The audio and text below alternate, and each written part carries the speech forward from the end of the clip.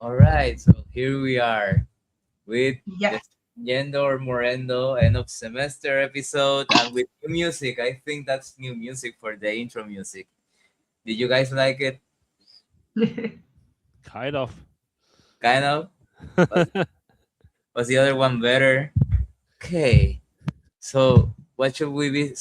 Well, aligned with the date that today is like April 30, like most people are kind of finishing their semester, their academic year. So we might as well just cover that, right? Kind of like be in the spirit of whatever this is. We can call it like finishing season. What should we call it?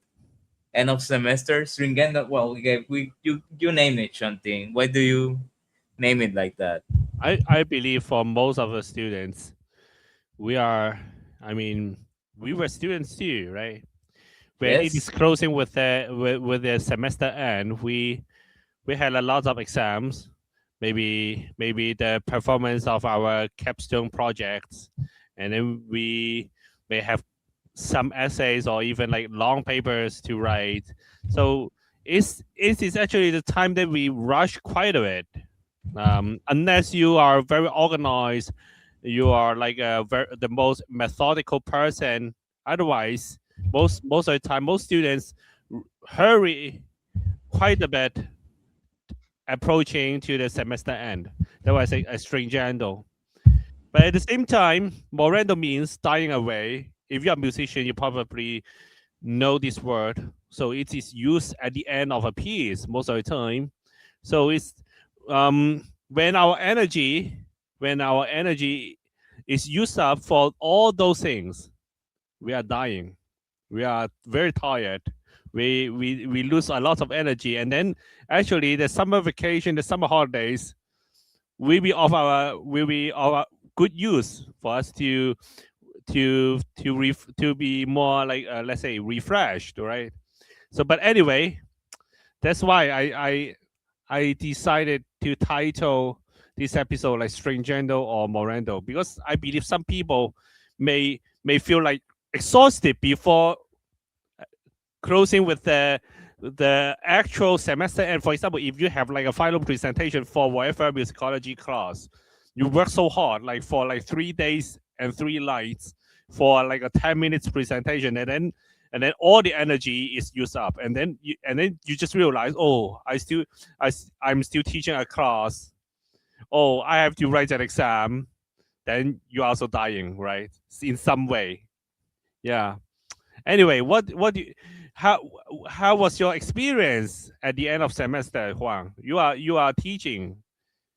It's a very particular one. I've still got a lot of work. It's like there's no end to it.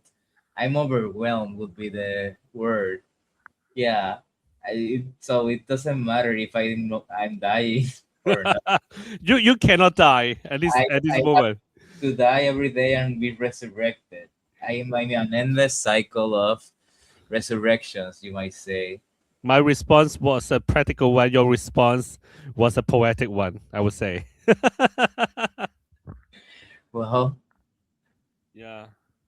I can reflect more, but it's like it keeps going and it keeps going. Like on April, I had to organize different activities and a concert, two concerts, and a conversatory with some writers and stuff. And I was looking forward to this date because for me, like April was gonna end everything. Like May was gonna be a new beginning, but no, it just keeps going, and there's still a lot of stuff that I have to do. But now that you mention it, it's like I remember James Curry's class and the presentation, oral presentation we have to do for that class. It felt like what you're saying, pretty much. Like uh, it was so much work only for 10 minutes of talking. Now it's kind of like easier to do all of that. I think that when you're a student, everything you're much more impressionable.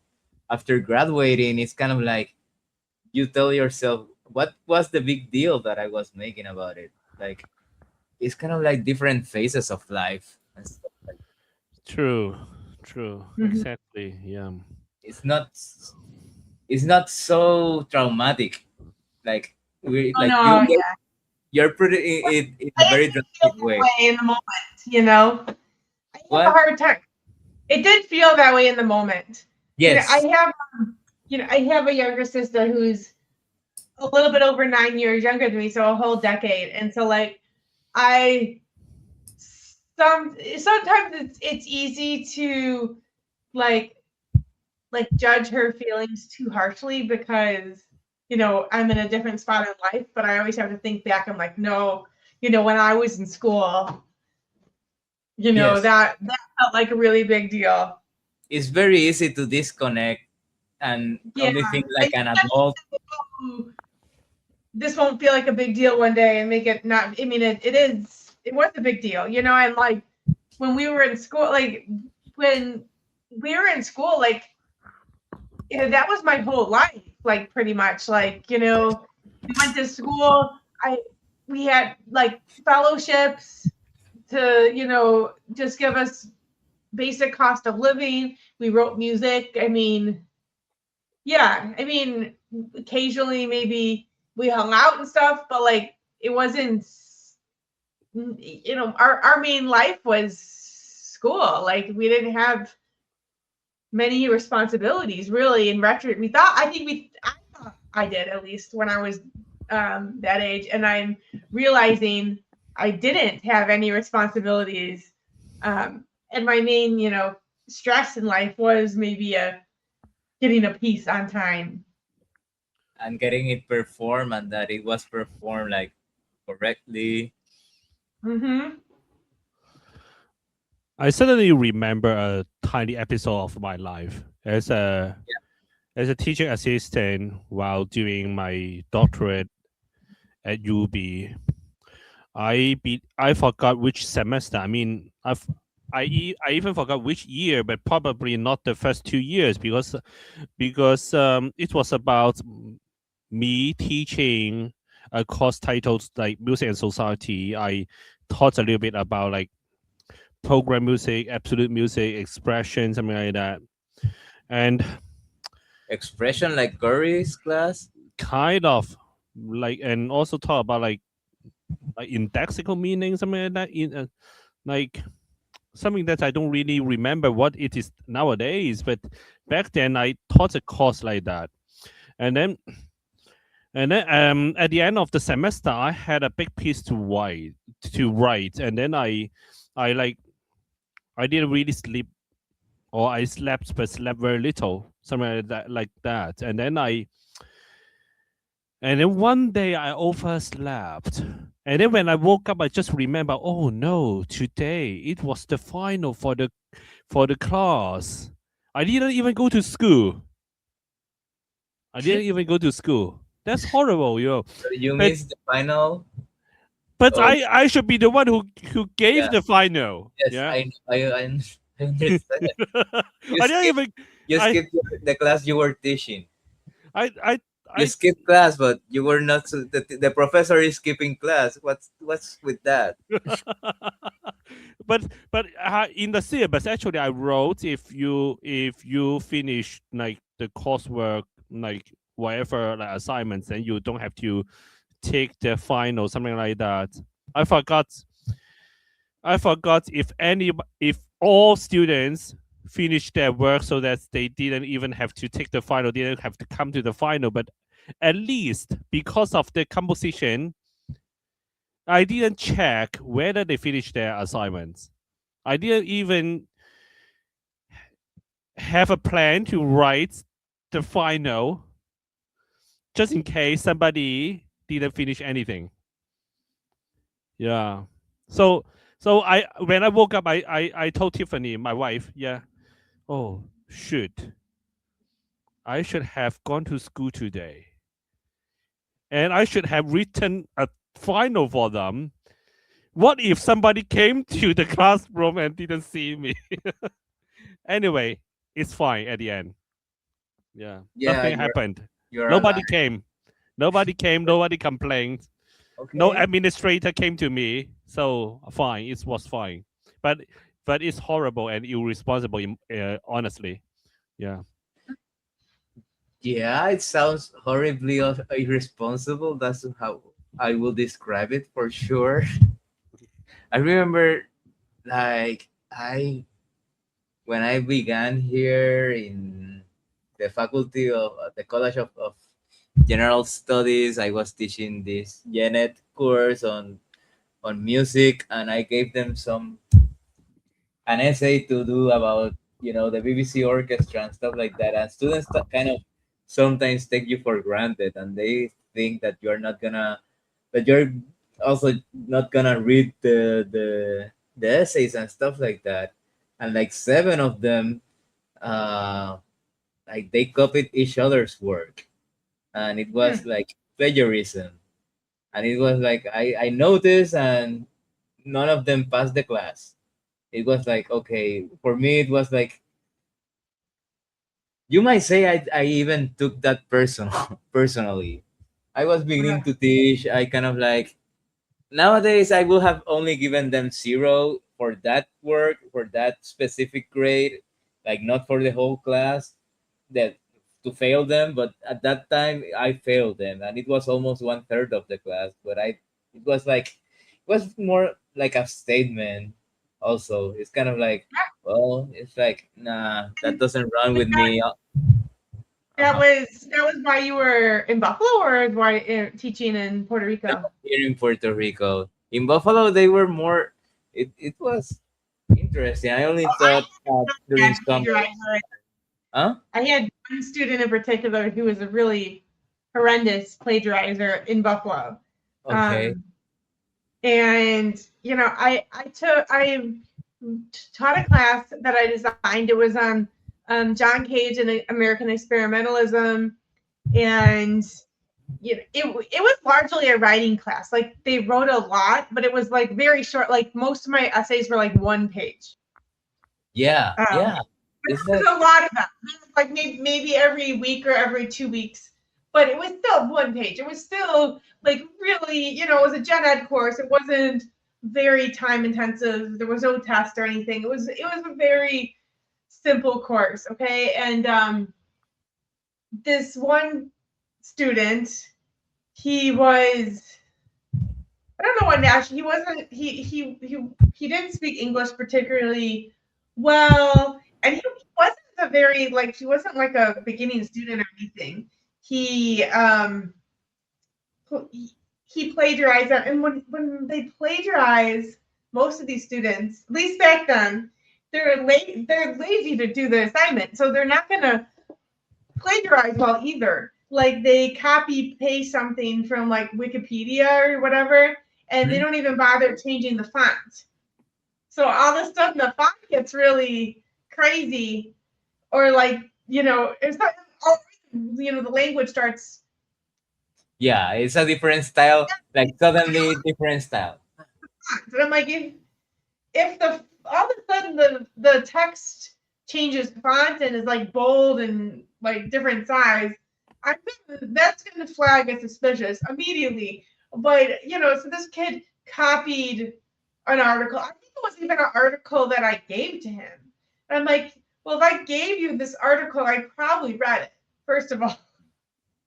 Mm-hmm. And he blatantly copied, and then I gave him an F on this, which was like the minimum. I was just I was just a teaching, I was just a student. I was just a grad student. I was teaching this class, so like I didn't have a lot of authority, and that was in the handbook. That was like the minimum punishment, and so I just gave him an F on that particular paper, and then he went and did it again. Mm-hmm. And so then I decided, okay, I'm just going to give him an F on the course, which is also the minimum punishment that I could have done. And then, like a year later, I taught the same course again, and he signed up for the course again. Why do they And do and he that? was, Yeah. he originally he couple first essays came in. There's 1 page essays, original work. He wasn't it wasn't very profound thoughts, and it was really poorly written. He didn't have a great command on English and whatever, but I was giving him maybe B's and C's. Uh-huh. He was okay. And he then all of a sudden he plagiarized again. And I even asked him, I'm like, obviously I've already caught you 2 times plagiarizing. Why would you continue to do it? He's like, well, I was doing my own work, but I thought this would just like boost my grade a little bit. Uh, Yeah, the thing is that if they, wasn't I think that horrible. most professors, like if you speak with them, if you speak with us, like I cannot do it, I need more time, I'm having trouble, like you will guide them in some way. I But I I have a story to yeah, tell you. what's your I, story? I believe I told Megan too. I had a student called Emmanuel, and Emmanuel had to write a essay like a 3-page essay. It's actually really short. So he gave me 3 pages, but the third page and the first page were identical. he thought he thought I never read the Yes. assignments. Yeah, it's like, well, why do they think this? Why do you think they thought that? I think he. I mean, I was a very lenient instructor, so most of the times he got pretty good grades. But I believe I failed him. Yeah. Why Hmm. would you say that? It's like, I mean, I gave him like a very bad grade, like a failing grade, because he never finished things. And yeah, I don't know why they do that, because if they only spoke with me, like I will give them extra time. Like you are exposing yourself. I repeat it many times. Like you're exposing yourself to a very bad reprimand, being reprimanded in a very bad way, right? It's kind of like in most schools you can be kicked out of the whole system, and you build a reputation for that, and you're not. Yeah, if they know, if you try to enter the another place, even like that kind of reputation can stay with you. But Yeah, that not very kind of smart, I would say. and those kind of students, like I felt when I was teaching, I was so excited and passionate about music, and I wanted to talk about music, and I Yes. wanted people who share that enthusiasm and have like an engaging conversation. And I was very quickly disheartened to learn that's not the experience of most college classes. Um, and that kind of and I those kind of students, the students who didn't try, they were the ones that I was like kind of required to spend all the time, because even with this plagiarizing, there was so many meetings and all these procedures that I had to go through, to deal with this kid. And then like if I had, if I had a class of 40 kids, maybe I had one kid that was really wanted to learn and shared my enthusiasm. And a lot of times I didn't have time for that kid because I was dealing with the people that didn't want to put any time into the class. And it was very disheartening to me. And I think one of the main reasons I haven't tried too particularly hard to uh, go into the academia. I teach at pre-college conservatory, which can be challenging at times too, but it doesn't quite have it doesn't have quite such a strong the administrative hold, so it Mhm. doesn't it doesn't have that quite same ability. I think, and students aren't getting necessarily credit for the class, and if students are actually impacting other people's ability to learn, I can actually just ask them to leave. Um, I don't know. Yeah. So it's just it's a very yeah, it's a very different experience. Yeah. Um, Well, they are and there to the music, and but still, you students.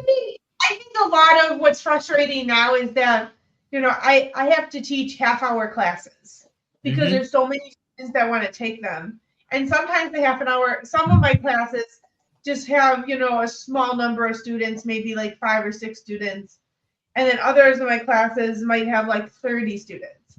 Um, and 30 students for theory, when you only get a half an hour, is quite a lot. Um, and it's like really the max, the room that I teach in is the max I would teach in. And so I feel very quite like I want to be like multiplied because I can't give the attention to each individual student. And like this year, a lot of the year I was like, I had very standout groups in the past, like where I had just students I in particular classes I absolutely loved. And this year, like most of the year, I really didn't. But then I had a couple of my like kind of quieter students that kind of got, overshadowed, I think, by a lot of hubbub around them. Kind of write me, notes like about their experience in the class being really kind of meaningful and impactful. So um, that was kind of nice to see because it was like, oh, like students that I probably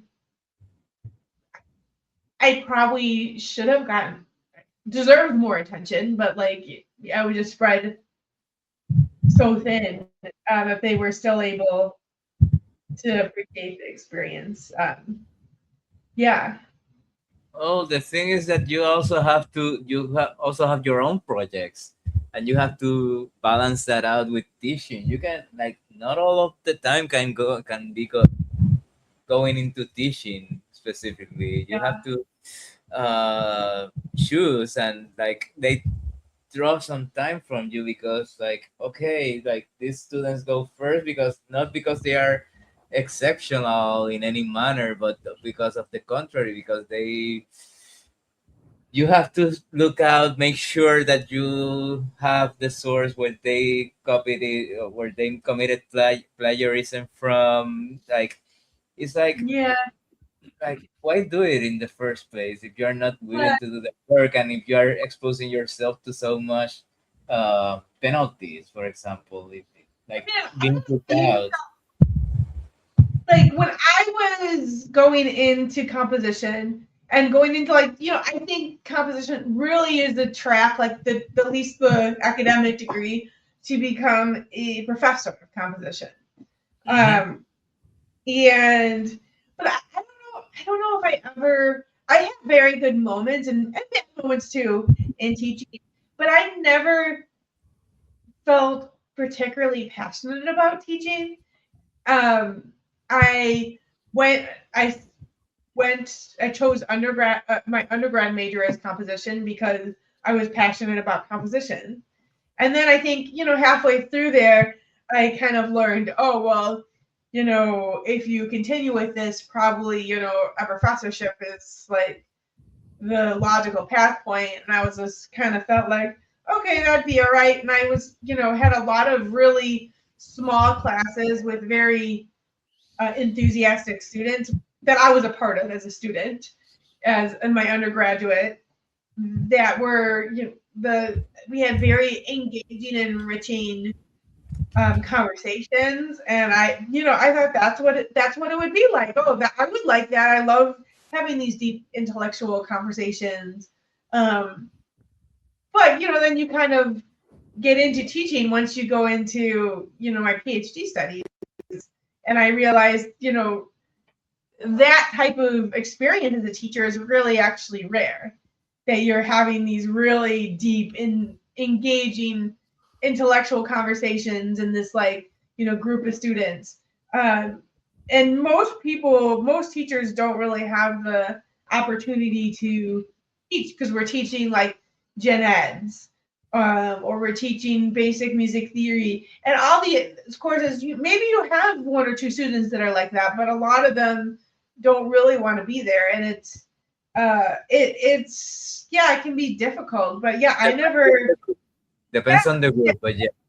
you got, have you did you guys ever feel a passion about teaching? I remember my dad. He was a professor, and he studied philosophy. But he told me one time, and that kind of stayed with me. Like nobody in the humanities or no artist, no, like studies to be a professor. It's like a way to get by, but you should never kind of like move to the side whatever it is that you studied in the first place. Like because it happens to a lot of professors. They get invested and they get grumpy and all of that and kind of like disillusioned with life and stuff. Like it's like nah, don't lose that. But it's a way of seeing at it. I don't know. What do you think, Shanting, about all of this? Mm, I think I I'm not like particularly very like enthusiastic about teaching because for me it really depends on like the topics or the students. I get along with some students pretty well, but I had a hard time with, let's say, students who are not very willing to work hard. Then I will find it very hard to teach him. I I've now I'm teaching the piano the most for to make a living. So I I just can't accept a student just come here and slack off for like 45 minutes and then without any enthusiasm for like improvement. I just can't do that. I know some colleagues can accept a student like this and just relax together, but I just can't. I just feel very difficult whenever I have this kind of situation, and I yeah, but What do you do? Do you continue teaching them, or do you dismiss them, or? yeah, I would try to talk with the students and the parents, try to convince them that this kind of situation is not healthy for the kid, and it may not be healthy for me too, something like that. And I try to convince them, but if the situation continues, I will be very upset. I usually students or parents will be convinced at the end because they understand they won't want to have a bad result, no matter like for example, no matter like a poor performance in a recital or like a poor results from whatever music exam. Of course, they don't want to see this happen. So eventually, they will try to be a little bit more hardworking. But there are also students who are very hard to convince. Yeah, but yeah, I I did have one. I wanted to drop him, and then he quitted himself anyway. Hmm. Yeah, so it's fine. It's fine. But yeah, but yeah, I suddenly remember one little thing. A few days ago, a student came and asked me if I would feel horrible when I listen to poor performances in the studio. I said I said no. Actually, I I'm actually more concerned about the attitude. I remember in a music theory final I gave, and a nursing student who who also came to the study group to review all the materials, but in the exam she refused to finish the exam because she felt like she couldn't finish it. She felt like she didn't understand a bit, and she was a nursing major, and then I I asked her if a patient is dying, are you going to give up on him?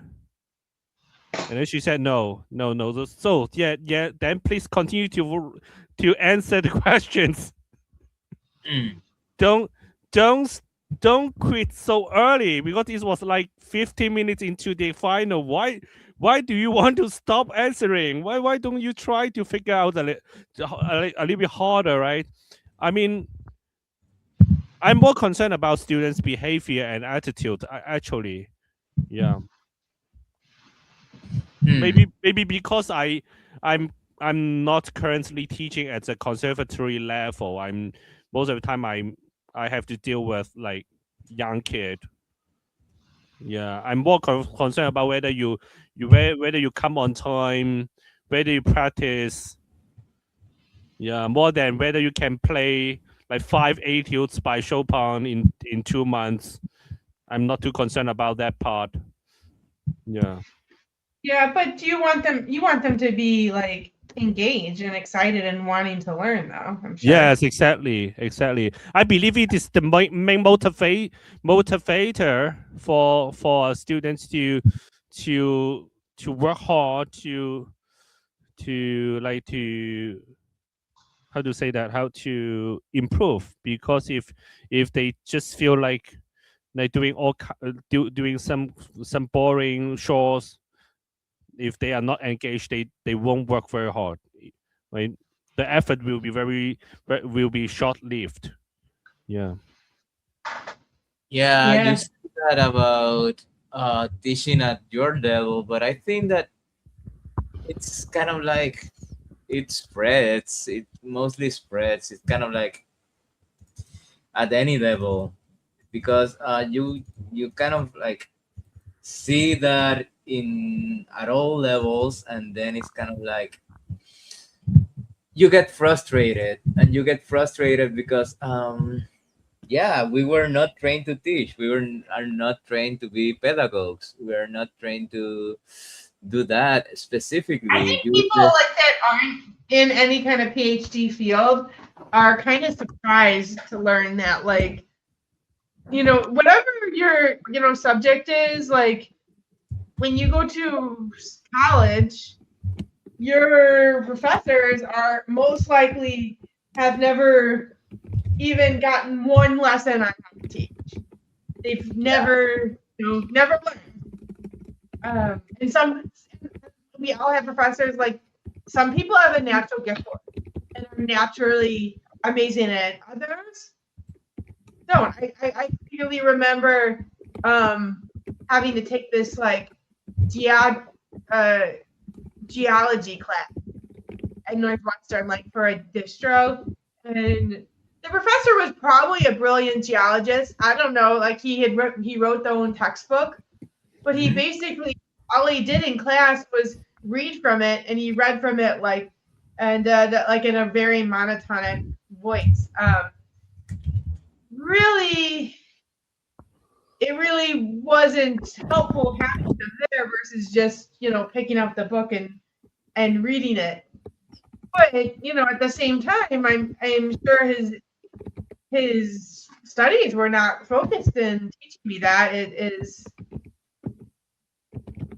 Yeah, I focused think that in, a lot of people don't see that. It's like a lot of professors, well, they don't want to teach. They just have to teach to make a living. They want to concentrate on their projects.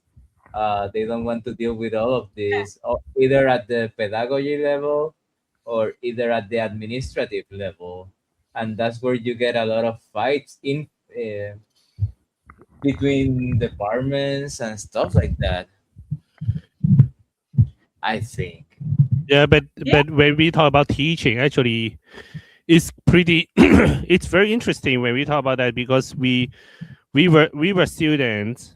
When we were students, we had a lot of work at the end of the semester. Definitely, like what we have mentioned at the beginning of the episode. And as a teacher, as a TA, whatever, it is also very busy toward the end of the semester.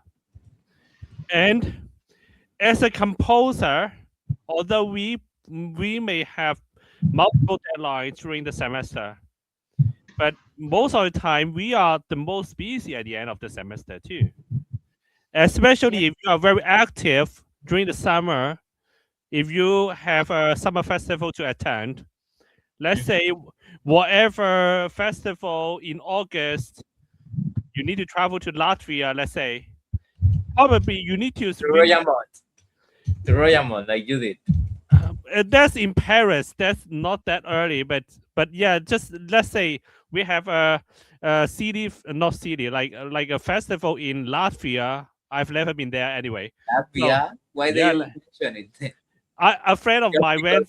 A Oh, friend of mine okay, went okay. there. So anyway, so yeah, and then in August, then probably you need to finish your piece by let's say July or June. Then Yeah. then Send the parts to. so so at the time when you are taking the final, when you are worried when you are worried about whether you understand the definition of some medieval music terms, now you have to start your new piece. Yeah, you have to start a new piece. You have to write something. You have to and it's very hard for me because I when I compose, then I put all the other work aside. Just like what I said, I Yeah. overslept and forgot to to attend the final I have to get I had to give. Yeah. How do you multitask in such a situation? It's hard. I remember, like, as a student too, like, all of my teachers were saying, like, I remember David Felder telling me, he was like, your compositions have to come first. Before any class, my compositions have to come first. But then he'd always tag it, oh, but, you have to get A's in all your classes, but don't really Yeah. work that hard at it. I'm like, okay, well, great. Um, so, like, but I did, like, my composition was always my focus, but I remember, especially I think now, like, I really had to schedule out, like, I had, this is the time I'm teaching or the time I'm sitting in class, and then this is all the work I have to get done, and this is the time I have to do it, and I, like, knew exactly when I was gonna do what when. Like, it wasn't like, oh, I wonder what I'm gonna do today. It was like, oh, well, this is the day I'm going to write the paper for my, theory class, and I'm gonna I don't go to bed until it's done. Um But then again, you're not as excited about that as about your other, like your no, compositions. but I am motivated because I've made a thing like, oh, I can't get back to my piece until I've finished this paper.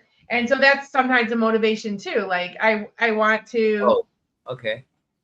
be in my piece, so, like, oh, I have to write this paper so I can be back in this piece, in this world that I like.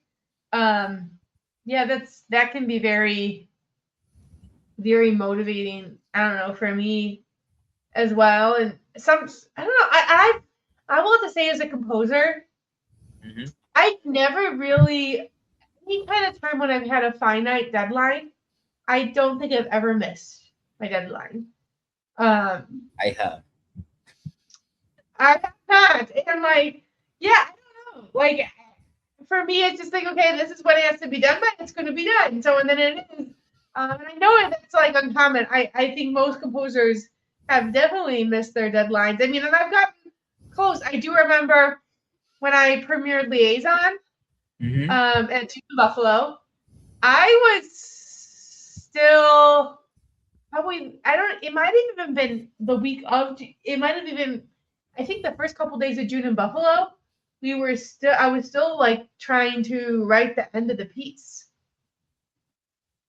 Um, and do some edits. Like, I was literally writing the piece till probably the performance, and I think I was that was the June in Buffalo I participated in. I was probably the most um, MIA of all June in Buffaloes because I was actually Yeah, just trying to I fit. was I was rewriting. I remember being writing or rewriting like for a June in Buffalo and then for another summer festival in Europe. I don't remember. Probably Soundscape. Not sure, but I arrived there, but I didn't have my whole piece. It's kind of like was messy, but in the end, it was a good composition and a good performance. At least that time. But it can happen. It's like you are so overwhelmed at the end of the semester as a student or as a professor. It can happen both ways. But I must point out that at that end of the semester is when the tension is at its highest between both, between the like the authoritative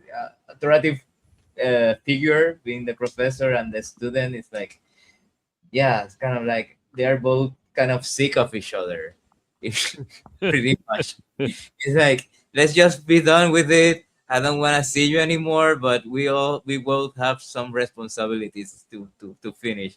But yeah, you kind of like have to do that, and you are kind of morendo. You're dying. You're kind of like really exhausted when you still have other responsibilities with the summer, right? With summer festivals, you have to compose it for summer, for this and for that, and you're kind of like you want to take a break or something, but it's not the brightest idea, but at the same time it's kind of like your body and your mind is kind of like it shuts down for a bit and you are not able to compose as swiftly, at least for me.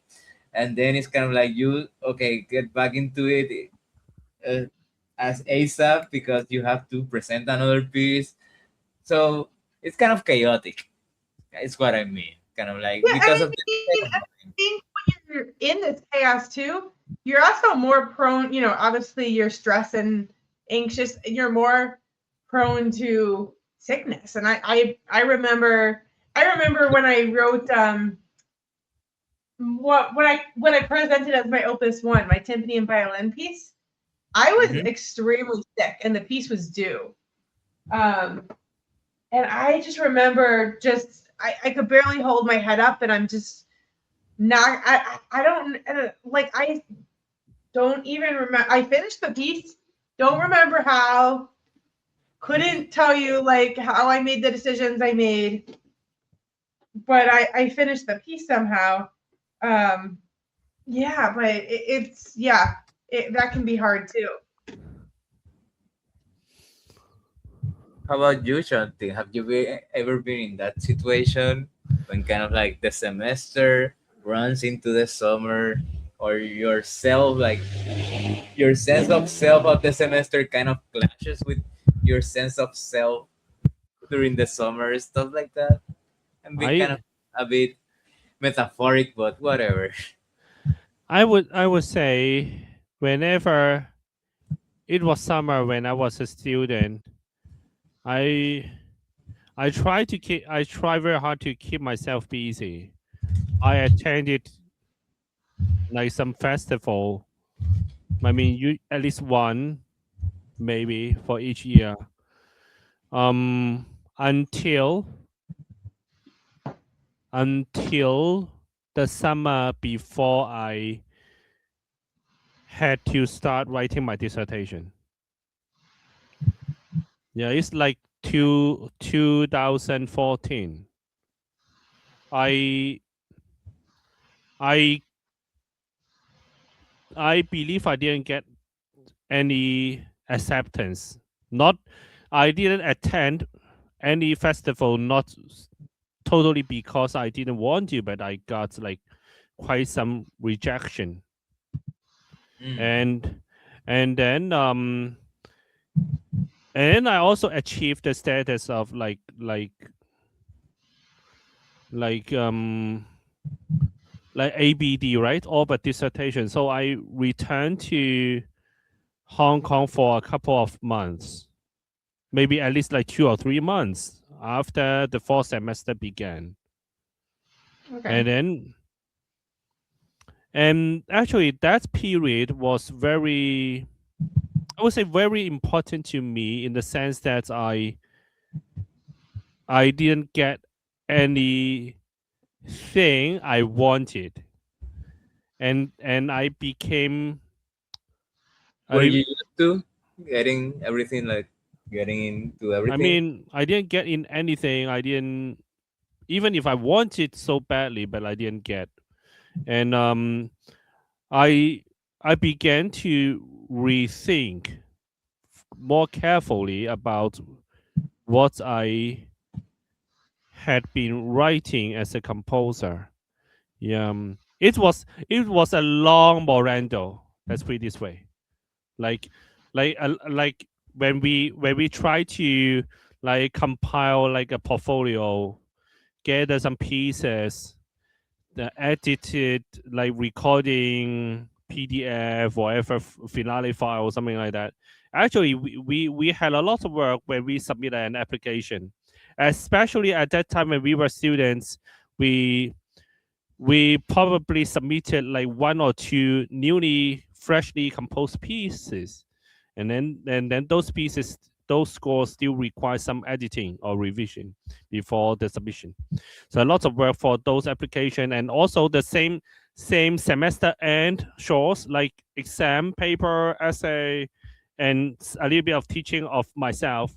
So it was like a huge stringendo, and at the same time, I anticipated some kind of like maybe positive results from some of the applications too, but I didn't get any.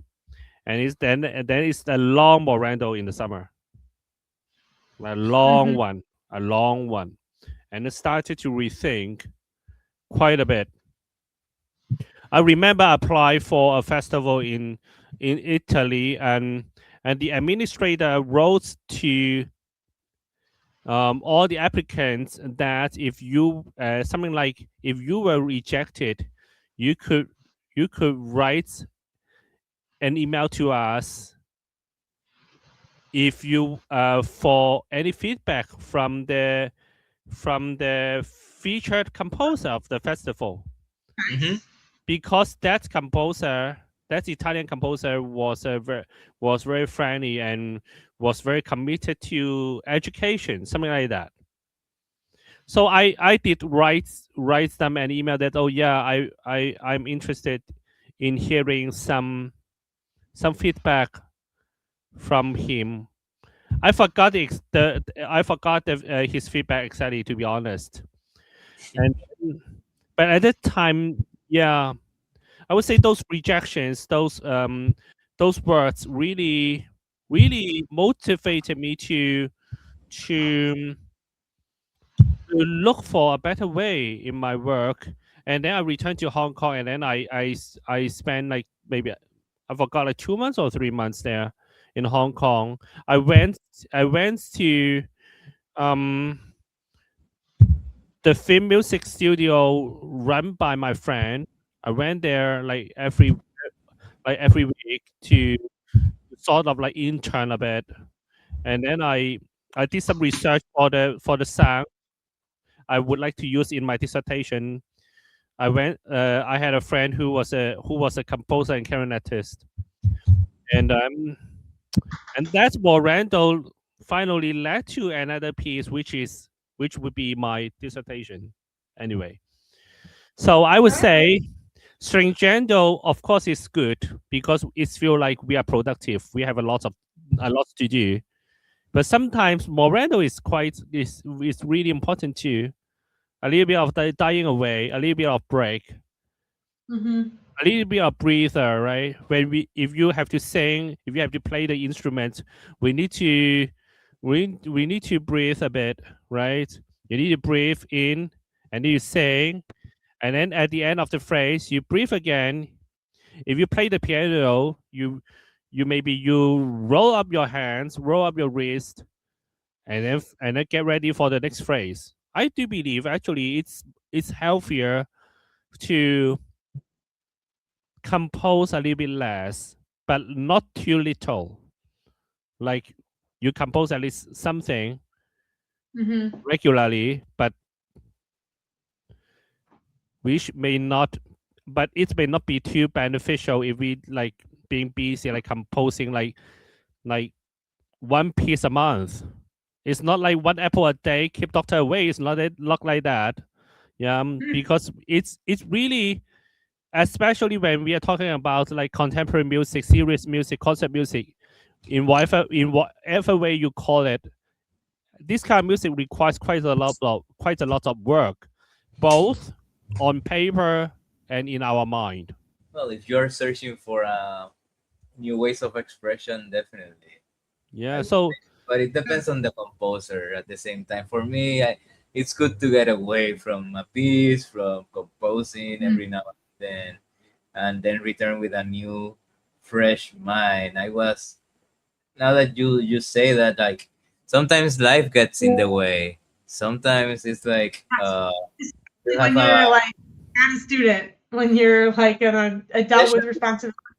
and especially when you're in your 20s, you're more emotional and life hits you harder in some ways. You might say that sometimes, well, every stage has its particularities. But for example, like being lovesick or homesick, you tend to deal with that better as you age, right? Like, but if you have a really bad breakup in your 20s when you're a student, it can really mess you up. And like you need time to recover from that. You need to die of your old self and kind of let go of that. And even if it sounds romantic and cliche, it's kind of like it's the thing that you have to do. Or if Well, and you we put ourselves into our works, so like it's hard if we're, sometimes in our 20s, our lives can feel like they change really quick. Something like that can happen, and then it's just like, how do how do we be the same person that started this piece? yeah, it's kind of like you get divided in a way, psychically divided in the mind, and you have to recompose yourself. The thing is that you're never gonna be the same after like a very dense time in your life, a very kind of like significant time. Like you always come out differently, so it's how you reinterpret yourself too. How do you get motivated now the same way that you were, or in a similar way that you were motivated when you were beginning? Like that's part of learning all of this of the craft, like how not only to deal with motivation but like learning each part of yourself and how to work and how just to keep going in a way.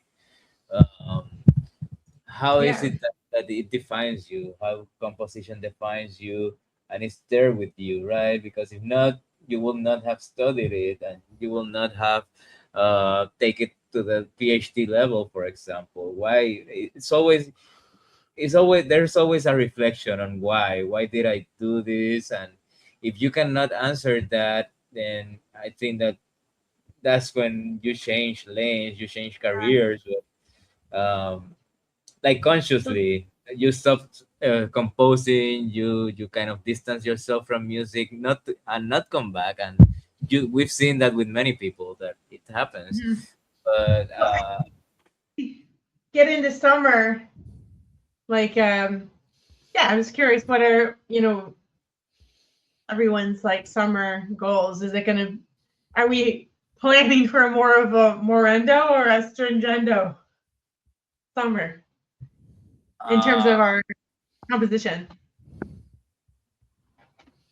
chanting, hi yes, what are you planning for summer composition? now. Do you In want No. terms of or your no? work, yeah, I'm always looking. I've what been looking goals for it. that you have as a composer? I've been looking on forward to a new project, honestly speaking. But I needed kind of a break after last year because of the song I wrote, the song cycle with two movements, but it's still a cycle, right? The thing with that was that it took so long to write. It took so long to get only one movement performed, And then when I thought I was going to record it, it kind of like it all kind of faded away. So there was that kind of like disappointment again of that we felt in the past. So I kind of like, okay, I had to take that hit, absorb it, and then kind of like now I can go on and move into new projects, whereas it be a recording project or composition. I have a composition project in line, so I'm kind of looking forward to that. I'm kind of like getting a bit excited on getting back on track on composing every day again, at least for that instrument. Have you started the, or is it? Nah, probably like you can say that 2 measures of rest of silences, possibly. Yeah, Yeah, so that's like, the best part of writing music. yeah, Mm, Yeah, I don't have any to write at this moment. I wrote a proposal for like commission though. Yeah, for something in Hong Kong for for an ensemble. I I prefer not to I specify it, but yeah, I nowhere. wrote a proposal, and the idea, the concept was about like metals, how metals um are melted and combined, something like that. I'm talking about like layered materials, how an ensemble could be divided, and how things could be lined up, something like that. Is the idea of Chinese elements in that? Because I know that metal is one of the elements, right? Right, but not about that. Actually, it's like I just imagine that when uh, when a piece of metal is being heated at a very high tempo, extremely high temperature, and then it would be elastic. And then in my head, I imagine like maybe 3 layers or 2 layers of these kind of things, and then when they are put together, something like that. Yeah, I just imagine like a CD things, and then I try to write it out, and try to pretend to be an intelligent composer while writing such a proposal. Yeah, is this a piece you've actually started writing, or you just wrote a proposal for it? I just wrote a proposal. Yeah, I should have written Oh, would that be your something piece for the else, summer? but like for the summer, if they commission me, then I will work on it in summer definitely. Yeah. For me, it's kind of hard to write proposals. I rather start a piece and then reflect back upon whatever inspired it, so to speak. But to write up something conceptual first, for me, it's hard. But it's something that you have to learn to do to get into a lot of these Yeah. competition. I mean, Yeah, yeah. Have your proposals, like, I feel like the proposals that I have had, I mean, I have some proposals that have gone through over the years and been successful. And I feel like I just make up a bunch of kind of stuff that sounds it's interesting about the proposal. I mean, yeah. I don't feel like I ever have a clear idea unless I already wrote the piece, which I that's wouldn't write. how I usually write program notes is after the fact. I get into the practical side first and then into the idealistic side or the theoric side, theorist side, whatever. So yeah, there's that. I'm that's another thing that kind of like you have to look forward to in the Yeah, summer, right? Like sometimes you yeah. have to write the idealistic, the conceptual part first, and then the music. And I'm not sure if that kind of works. Um, Yeah.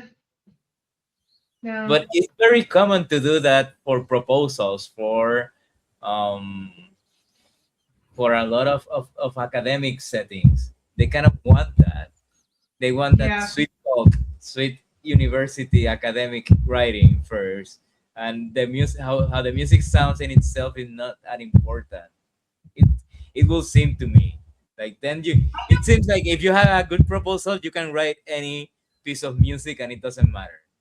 It's like Yeah, it's it's true. the program notes come first, so it's kind of like So an yeah, illusion.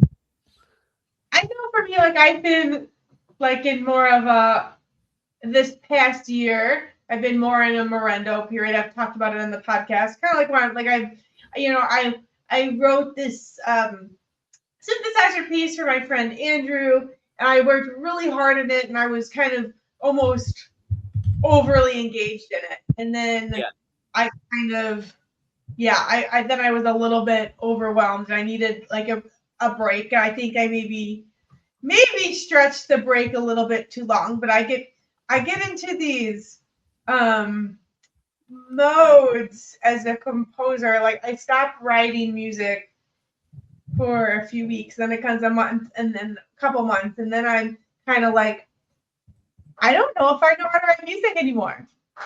And maybe I don't know how to do it. Maybe I don't know have any creative thoughts left. Like it's like a legitimate thought. Like, and then I'm afraid to try to write music, and then find that's the truth.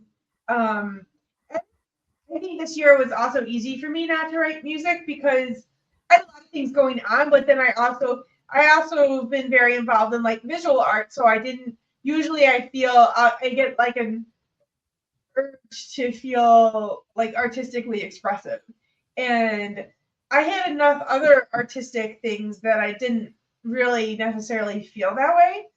Um, but yeah, I'm starting to feel that way, and I am like starting a new project, and I did have one day this week that I did write, I don't know, maybe 30 seconds or something of music, and it was the first time I wrote music in a while, and it was encouraging to me that I was still had an easy time being creative, and I still felt like I knew how to compose.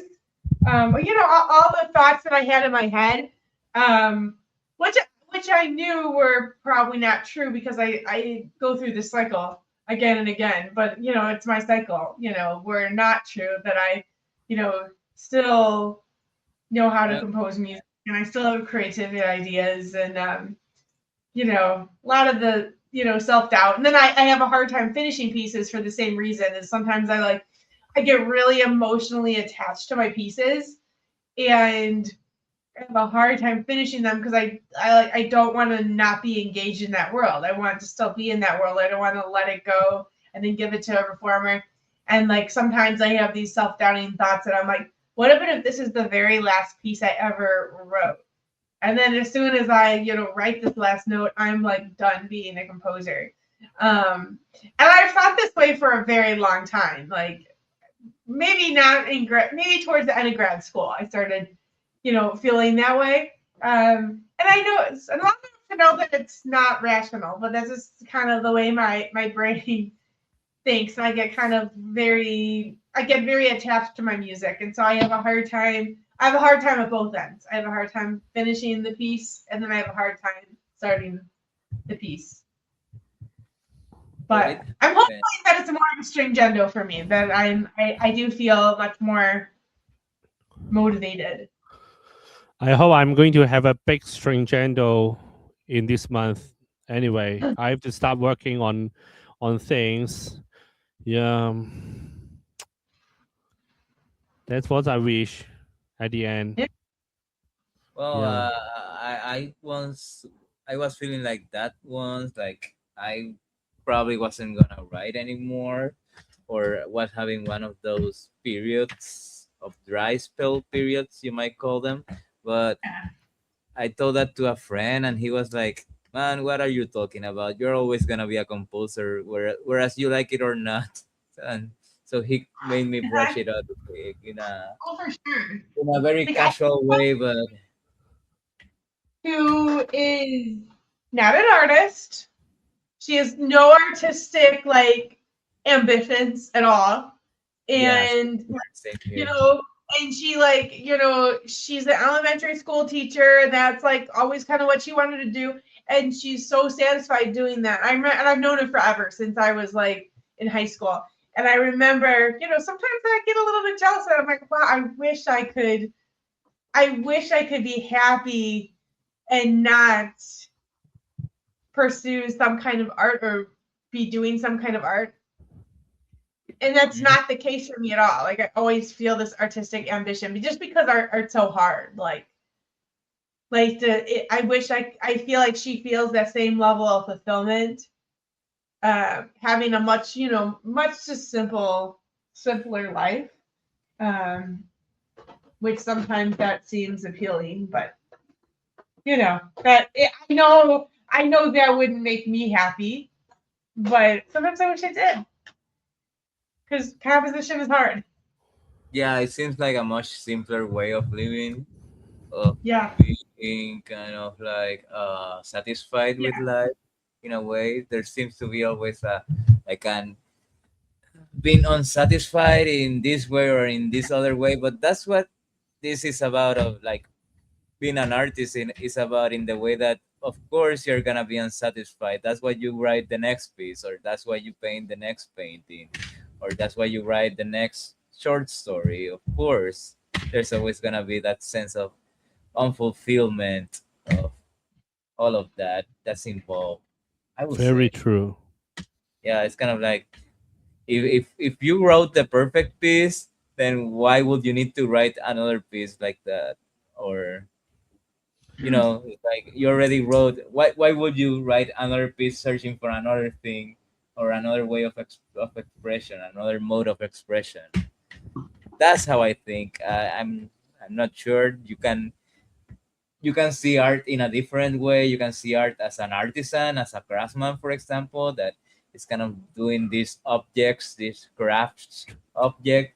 That's another way of seeing it. But I think that, well, there's a type of soul searching with every piece, and that kind of doesn't end with a semester or with a summer project. It's kind of like always going to be renewed because of the nature of the artist's soul, you might say, are renewed because you are in another stage of your life. So new problems come around, new things that you want to express in with other type of for sure. languages. And yeah, and that urge is what kind of defines what composers, at least the way I see composers, want to do, like, and Yeah, and how style evolves too. I think that maturity is like, I think when I was a student, I very much wanted to, my goal was to get admitted into all these different programs, to impress like my teachers, to impress my colleagues at like times, and like I wanted to be very serious and very academic. And I think even though I wouldn't have admitted it, looking back at it, like those aspirations totally affected the music I wrote. And now Yeah, definitely, definitely. it's quite as much. Now I'm just kind of like, if I want to write a goofy piece, then I think I'm like, my piece is going to be goofy sometimes. Or my piece might be, I don't like, I'm not going to, yeah, I think those motivations are not, they're not motivating for me anymore. Um, because, yeah, I don't necessarily feel I need to impress other people or, win awards or escalates. So that's different for me too. I feel like when you stop trying to write the perfect piece, or the more mature piece, or the most academically correct piece, you reach a new level of artistic maturity. Ironically speaking, honestly, Yeah, like, that's what I've noticed. At least my perception, yeah. what I see. Like, I mean, I do think it's like my you're piece. trying too hard. You're trying too hard when you're young. Sometimes Yeah, it's what I feel. I mean, I do think my pieces have become probably more difficult to win like grants and awards and commissions from traditional composition sort, new music sources anyway. Um, yeah, it just it just it just changes. And like I remember I went some of the composers at UB. We played this concert in Albany, New York, and it's the state capital of New York, and it's not known to be a new music hub or whatever. And a lot of the people in attendance at this festival were like not necessarily new music listeners, and there was a lot of like old people. And I think people were, and Zane Merritt, who we had on the podcast, is also a fantastic guitarist, and he played one of my guitar pieces, and this guitar piece was very, it was very like comfortable for both the player and the audience. I think it's in an interesting way. That's why I wrote it. But like, yeah, it's definitely has a little bit of a darkness to it. And I think a lot of my music that I wrote in grad school does. And I think it was genuine, but I think also the darkness reflected. I think I felt like that was more academic than if I were to write something lighthearted, and I do remember there was a lady who came up to me, and she was just like, why is your music so? I think she was very startled the fact that and especially when I was young like that, I was very energetic. I was very smiley, and like I had a very energetic, happy persona, and I was, this little girl with blonde hair. And she's like, "Why are you this little happy, blonde girl, and you're writing music like that?" Like, which was interesting to me because, like, I don't necessarily agree with that. I don't necessarily that I definitely think that piece was genuine and reflected a part of me that was very genuine. And I don't necessarily think, I don't know, people's exterior should dictate what music they're able to write. But at the same time, like, I wouldn't have felt comfortable writing a piece that was a little bit more just happy and quirky and fun. Yeah. I think that what you're mentioning is taking yourself too seriously. You take yourself you have this tendency, not you, Megan, but like the student in an Oh no, academic I think have a I've become a tendency. lot serious as I've aged. Like, which I think a lot of people are the opposite. Like, a lot of people are very carefree kids, and then they have to learn to be serious to, like, do adult things and pay bills and taxes and have jobs and whatever. But I feel like for me, it's been the opposite. I was an extremely, extremely serious kid. I was extremely, extremely serious all the time, and I have had to become less serious to be able to enjoy more well-rounded life as I've gotten older. Yeah, I think that at some point you realize that you cannot be like that all the time.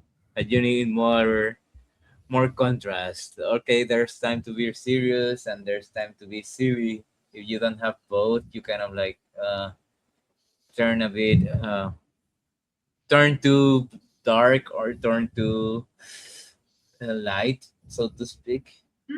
Go into an excess of something.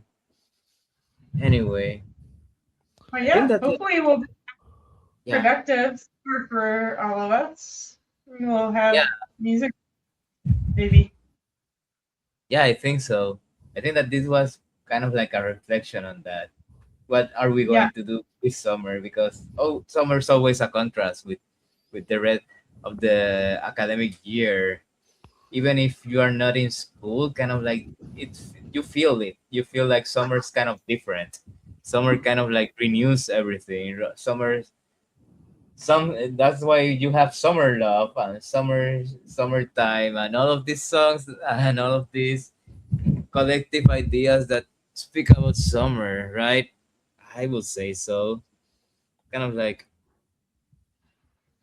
sometimes people get into that mindset during the new year or so, but I think that summer is another time where you kind of reflect upon a lot of stuff, or you take a break, or a lot of people take vacations. And if you have kids, you're always gonna have that too, because like the rhythm of life kind of changes drastically, more drastically than when a new year's come. Definitely, because it's kind of like a more prolonged break, you might say. Mm-hmm. People with kids, definitely, you guys feel that, must feel that, definitely. Yeah, I will I say. mean, yeah, because it's also different. Like, I have less teaching responsibilities, and um, yeah, and but then my kids are home a lot during the summer because they're not at school, and they try to fit in more activities, but it's like less serious activities, but it's chaotic. So there's there's some chaos, but the chaos feels totally different than the chaos of the school year. Mhm. Um, for sure. Um, yeah. So yeah, even if you're out of school, if you're subject to a kid's schedule, definitely you feel it like in a weighty manner, with some weight over there, I will say.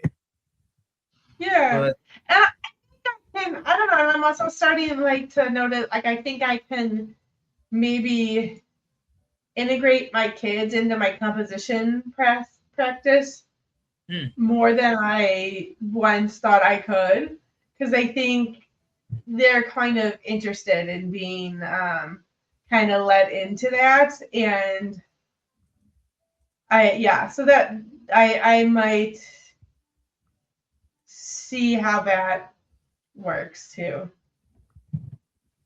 hmm, mhm.